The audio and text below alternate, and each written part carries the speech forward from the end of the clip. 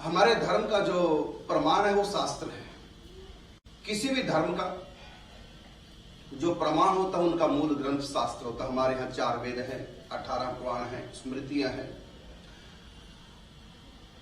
तो ये प्रमाण हम कैसे माने ग्रंथों को कि वो कितने सत्य हैं, कितना उनमें मिलावट हो चुकी है,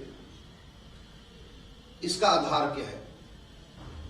गीता जी है, महाभारत जी है, रामायण जी है, अब हमारे 18 पुराण, ये इनमें जो भी कुछ लिखा है वो सत्य है। हम किस आधार पर ये निर्णय लें? क्योंकि कई बार सुन चुके हैं कि ग्रंथों में मिलावट हुई है, और मिलावट का कारण भी मैं बता देना चाहता हूं। क्योंकि पहले जमाने में प्रेसें नहीं होती थी, हाथों से ग्रंथ लिखे जाते थे। जिसके पास ग्रंथ हो उससे लेकर के अपने हाथों से ग्रंथ लिखते थे, फिर उनका पाठ अध्ययन करते थे या किसी को देते थे। बाजार में ग्रंथ मिलते नहीं थे आज की तरह, तो जो हाथों से ग्रंथ लिखे जाते थे तो अपनी तरफ से भी कुछ जोड़ देते थे।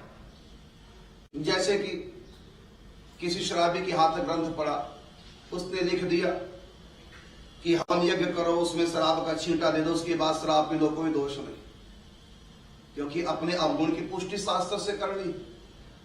ऐसे कोई मांस खा, जो मांसाहारी है, उन्होंने क्या लिख दिया बीच में कि चंडी महायज्ञ करो, उसमें बलि दो और फिर मांस खा लो, कोई दोष नहीं होगा। तो उन्होंने अपने अपराध को धर्म से जोड़ते मिलावट कर दी।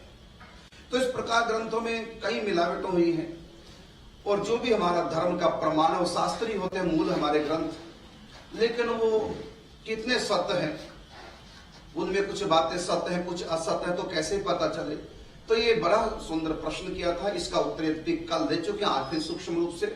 तो मैं आप लोगों को बताना चाहूंगा कि गीता प्रेस गोरखपुर के आदि संपादक भाई श्री हनुमान प्रसाद पोद्दार जी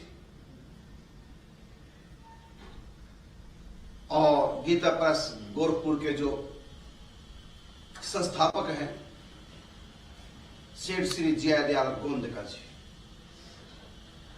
और इस संस्था से जुड़े हुए स्वामी अखंडानंद जी महाराज हैं, और भी जितने महापुरुष हैं, स्वामी श्री राम सुखदास जी महाराज हैं, चिम्मीलाल गोस्वामी जी हैं, और बहुत से महापुरुष इस संस्था से जुड़े हैं। आप विश्वास कीजिए, विश्वास तो करना पड़ेगा, मेरी बात पर विश्वास कीजिए। वो ये सब भगवत प्राप्ति महापुरुष थे। गीता प्रेस में जो भी कुछ छपा, हमारे मूल ग्रंथ, उन सब पर भाई जी की दृष्टि पड़ी है। और जहां भाई जी जब काट छांट करे थे ग्रंथों को छापने के लिए, तो जहां भी भाई जी अटकते थे, उनको सिद्धांत के विपरीत कोई बात लगती थी कि मिलावट हो सकती है, तो उस समय देव ऋषि नारद जी आकर के गाइड करते थे।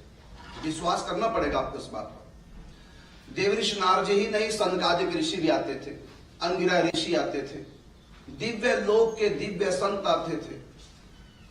भाई श्री हनुमान प्रसाद पोद्दार जी, सेठ श्री जयदयाल गोंदका जी, इनका सूक्ष्म जगत में प्रवेश हो चुका था। विश्वास करना पड़ेगा, मैं विश्वास दिला रहा। ये दूसरे लोकों में भ्रमण कर लेते थे, देह के रहते ही दिव्य संत मंडली से इनके संबंध जुड़ चुके थे, अंतर जगत से ये जुड़ चुके थे। दूसरे लोकों में क्या हो रहा है ये भी उनको ज्ञान था, बता देते थे। और एक बार में अनेकों बार इनको भगवत दर्शन साक्षात्कार। एक बार तो एक सज्जन को दर्शन हुए, भाई जी गीता प्रेस गोरखपुर में जो गीता वाटिका है, तो प्रूफ चेक कर रहे थे, तो एक संत ने दर्शन किए, क्या कि बगल में श्री कृष्ण बैठे हैं, उन प्रूफ चेक करते भाई जी के पास, और बता रहे हैं कि कहां पर क्या गलती है। आप सोचिए। तो हमारे ग्रंथों में जो ये मिलावट हुई, या मिलावट तो सभी ग्रंथों में हुई है, जितने भी, चाहे कोई भी धर्म संप्रदाय का क्यों ना हो। क्योंकि मानवता के विपरीत जहां ग्रंथ में कुछ लिखा हो जिसमें मानवता ही नहीं, जिन श्लोकों में, जिन शब्दों में, जिन बातों में मानवता ही नहीं, मानवता के खिलाफ जहां लिखा हुआ है, स्पष्ट रूप से पता चल रहा है कि ये मिलावट है। लेकिन और जो धर्म संप्रदाय के लोगों ने उस मिलावट को अलग किया नहीं है, छाटा नहीं है, गलत कोई स्वीकार कर लिया। अब तो विज्ञान कहता है धरती गोल है, लेकिन वहां चपटी लिखा है, अब भी चपटी है, संशोधन नहीं किया, इसलिए वो संदेह उन ग्रंथों में। और भी बहुत बातें दूसरे ग्रंथों में, लेकिन सनातन धर्म के जो ग्रंथ है, गीता प्रेस से जो निकल के आए हमारे मूल ग्रंथ, 18 पुराण, अपने वेद शास्त्र जो स्मृतियां आदि हैं, ब्रह्मसूत्र आदि, जो भी हमारे मूल ग्रंथ है सनातन धर्म के, जो गीता प्रेस से छपे हैं, विश्वास कीजिए सब के सब शुद्धिकरण सबका हो चुका है, सबकी काट छाट हो चुकी है। यहाँ तक कि रामचरित मानस पूज्य भाई जी ने जहां जहां गलतियां थी, मात्राओं में गलतियां जहां जहां थी, और जो जो पाठ भेद कहते हैं हमारे यहाँ, कि एक ही ग्रंथ को 2 व्यक्तियों ने लिखा कलम से, क्योंकि पहले प्रेस नहीं होती थी, तो कहीं ना कहीं शब्दों में चूक हो जाती थी, हाथ से लिखने में कोई मात्रा में चूक हो जाती थी, कोई व्याकरण की दृष्टि से चूक हो जाती थी, शब्दों की दृष्टि से, सिद्धांत की दृष्टि से लिखने में भी चूक हो जाती थी। तो वो आगे जो कहते हैं, उसके बाद जब प्रेसों के जमाने, बंबई प्रेस और भी कई प्रेस है, जो प्रेसों में छपे, कुछ प्रेसों वालों से मिस्टेक हो जाती थी, वो करेक्शन करने में गलतियां हो जाती थी, और फिर ग्रंथों में अलग अलग वो पाठ भेद हो जाता था, मात्राओं में, शब्दों में, तो उनको बोलते हैं हम लोग पाठ भेद। उस ग्रंथ में ये मात्रा है, उस ग्रंथ में ये मात्रा है, क्योंकि अलग अलग प्रेस से छपी है, और मूल जो प्रति जिसकी वो नकल की गई वो भी अलग अलग जगह से हाथों के लिखे ग्रंथ है। अब भी मेरे पास ऊपर हाथों के लिखे ग्रंथ कई 100 साल पुराने मेरे पास अभी रखे हैं। भागवत जी के ऊपर ग्रंथ है, हाथों से लिखा हुआ है। एक ग्रंथ मेरे पास गुप्त, अभी हमने किसी को दिखाया नहीं, वो हाथों से लिखा, हमारे पास कहां से आया ये भी हम नहीं बता सकते। हाथों का लिखा कितना मोटा ग्रंथ अभी मेरे पास ऊपर रखा हुआ है, हाथ का लिखा हुआ है। तो बड़ी उसमें गुप्त बातें हैं, कितनी बातें तो मैं उसमें से बोल देता हूं। तो वो ग्रंथ हाथों का लिखा है।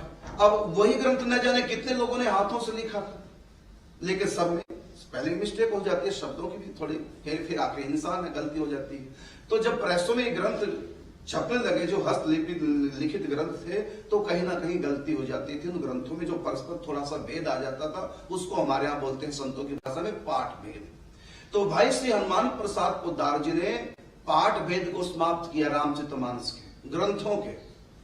तो कैसे समाप्त किया कि वो सही माने, कि वो सही माने, शब्दों की हेर फेर हो जाता हाथ से लिखने में। तो उस समय देव ऋषि नारद जी आके, जहां भाई जी अटक जाते थे, देव ऋषि नारद जी आकर के गाइड करते थे, अंगिरा ऋषि आते थे, और पहली बार जहां दर्शन दिए अंगिरा ऋषि देव ऋषि नारद जी ने, आज गीता वाटिका में वहां पर मंदिर बन चुका है। और एक दिन नहीं आए, बल्कि पूज्य श्री राधे बाबा जब भाई जी का प्रवचन सुनते थे और पूछते थे कि भाई जी ये कहां पर लिखी है बात, कौन से ग्रंथ में। कुछ ऐसी बातें हैं जो ग्रंथों में भी छुपा के लिखी गई है कि हर व्यक्ति ना पढ़े, कोड वर्डों में लिखा है। तो पूज्य राधे बाबा तो प्रमाण मांगते थे, जो बात ग्रंथ में भी है नहीं, और भाई जी ने बताई प्रवचन में उस, क्योंकि देव ऋषि नारद जी से कुछ गोपी भाव की, सखी भाव की उपासना उन्होंने की।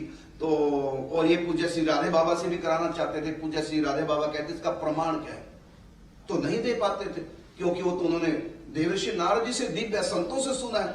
अब ग्रंथों में कहां लिखा नहीं पता, तो फिर देव ऋषि नारद जी से पूछते जब आते ये बात कहां लिखी, तो बताते पद्म पुराण के पाताल खंड में ये सखी भाव की उपासना स्वयं भगवान श्री कृष्ण, भगवान नारायण और श्री कृष्ण बता रहे हैं शंकर जी को। तो फिर वहां ढूंढते, और फिर एक एक करके ऐसे ग्रंथ छपे। तो जिन्होंने प्रश्न किया, बहुत अच्छा प्रश्न किया है। इस प्रश्न से बहुत समाज का कल्याण होना है, विश्वास और बढ़ना है गीता प्रेस के प्रति। और आप आंख बंद करके गीता प्रेस से जो छपे ग्रंथ हैं, और जिन ग्रंथों की जिम्मेदारी भाई जी ले रहे हैं, और उनका नीचे भाई जी के सिग्नेचर भी होते हैं, भाई जी का नाम होता है, तो भाई जी को साधारण ना समझो। यदि आपको देखना है भाई जी क्या है, तो भाई जी एक अलौकिक विभूति। इस ग्रंथ को गीता वाटिका से मंगा करके पढ़िए, आपको पता चलेगा।